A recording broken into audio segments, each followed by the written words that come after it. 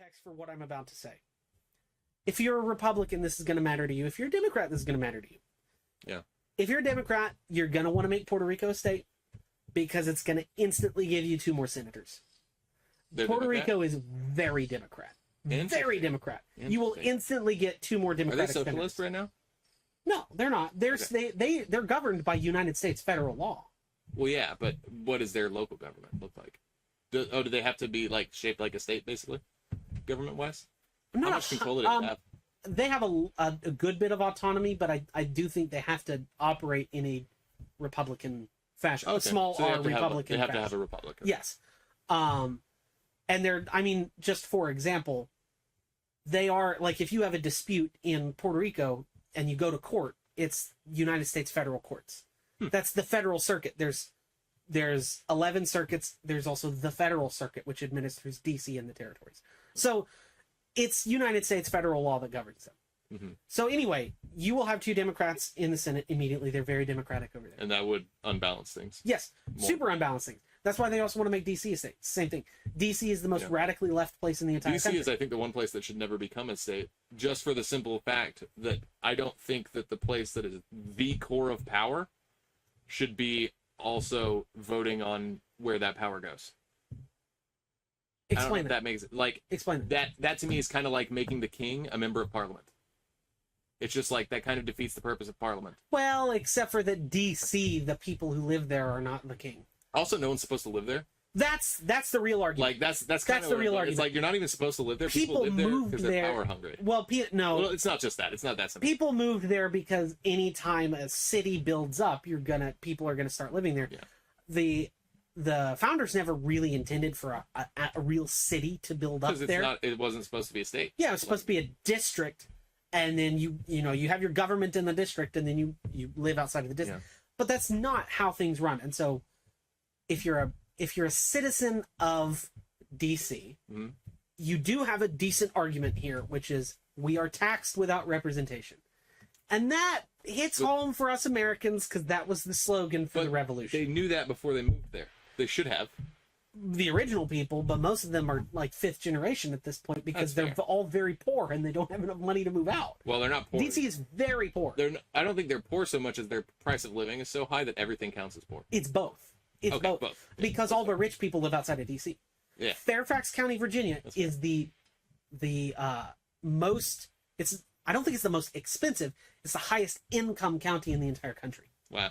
Yeah, highest median. And in fact, it's either Fairfax or Loudoun. I can't remember.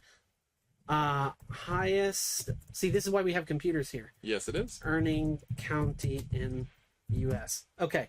Yeah, Loudoun County. Median household income is $147,000 a year. Median household income U.S.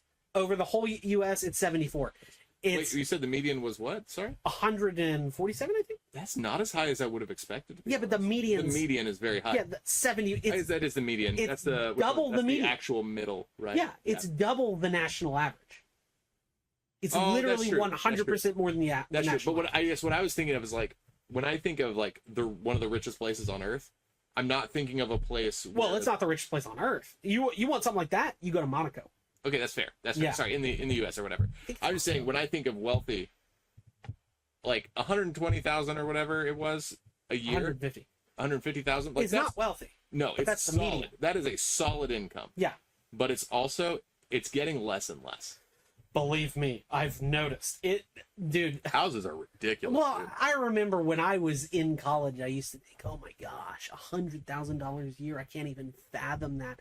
If you look at inflation calculators, what was $100,000 in my college years is now worth about $75,000 a year. Yeah. Which is like, okay, you've got a good working class job. Mm-hmm. $100,000 a year is now solid working class. But it's not middle class. It hasn't gotten easier to get $100,000. No, it hasn't. It hasn't. It's still just as hard. Thanks, Biden. Thank you. Yeah. That's great. Yeah. Thanks, all of Congress. Anyway, that's the reason why I would vote against Puerto Rico as being state as the real polity. Well, I wouldn't want it to just be them. Well, you'd have to incorporate, if you want to keep balance in the Senate. I'm talking about like all of them. Well, if you want to keep balance in the Senate, bring in someone else, right? Bring in another territory. Problem is, I I can't think of a single territory that we manage that we might get Republicans out of. So it'd be hard to maintain the balance I of thought power. a lot of Middles and South Americans were more, or maybe not South Americans, but I thought a lot of Middle Americans were like conservative. Middle, you mean Central America? Central. We don't have Sorry, any that's what colonies. I'm looking at. We don't have any colonies in Central America. That's true. We have island colonies. That's what we have. Yeah, but I figured they would be a similar culture. I really don't know a lot about that. No. I think mostly American Samoa. Fun fact: in I think it was the 2020 Democratic primary, they selected Michael Bloomberg to be the Democratic nominee. Oh. He didn't win any state, but he won American Samoa with 50 votes. He got 50 votes, and he won America. Total? Yes. There's probably like 51 people on that. I got you. It's a small. Okay. So no, they're not. You also there's a population limit to becoming a state as well. That makes sense. That was the big thing with like California. That's why it was a state so fast. Everyone moved there so fast. Mm-hmm. In the 1800s, well, I guess it's a state. they were a state in like I think 3 years. I or do something. think so. I've seen. I can't remember what it was, but I've seen that they've like tried to divide up California several times. Yeah. I really think California wish should be they 3 could. separate states. If there were any real justice in this world, if you talk about actual political representation, because that's the whole thing with DC is we're not represented. Mm. If you want to apply that same logic to No California, one in California gets a vote. yeah, no. If you want to apply that same logic to California, cut off Northern California, Yeah. embrace the Greater Idaho Project. I'm sure you've seen that, right? I think that's the one I was thinking of. Yeah, because it's Northern California and and Eastern Oregon and Eastern Washington, all a part of Idaho.